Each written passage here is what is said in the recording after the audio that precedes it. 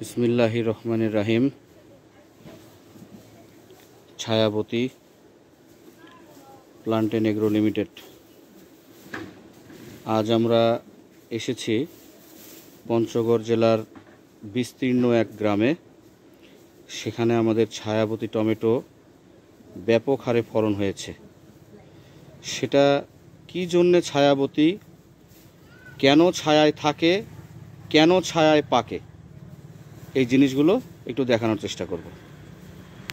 এই যে এটা হচ্ছে কাঁচা টমেটো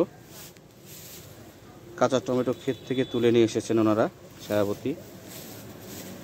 তুলে নিয়ে এসে এটা হচ্ছে প্রথম ধাপ। দ্বিতীয় ধাপ হচ্ছে আধা পাকা।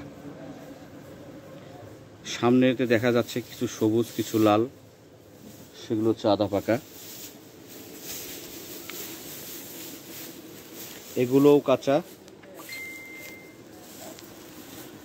এগুলি আধা পাকা। শেডে রাখা হয়েছে। শেডটা ঠিক এমনভাবে তৈরি করা।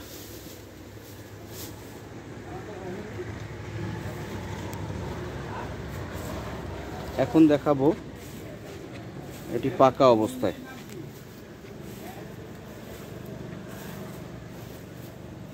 এই যে এই ফলগুলি পেকে গেছে।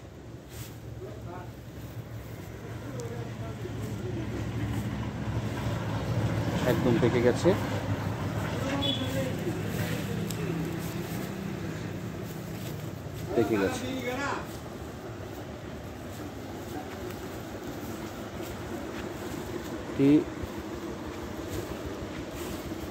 চমৎকার ফলন,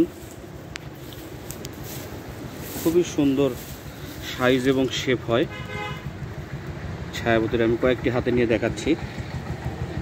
হ্যাঁ, চমৎকার একটি ভ্যারাইটি, প্রচুর ধরে এবং খুবই সুন্দর আকর্ষণীয় রং হয় পাকলে। এটি গাছেও পাকানো যায়, তবে এই অঞ্চলের চাষি ভাইরা এভাবেই শেড করে এটি পাকিয়ে থাকেন।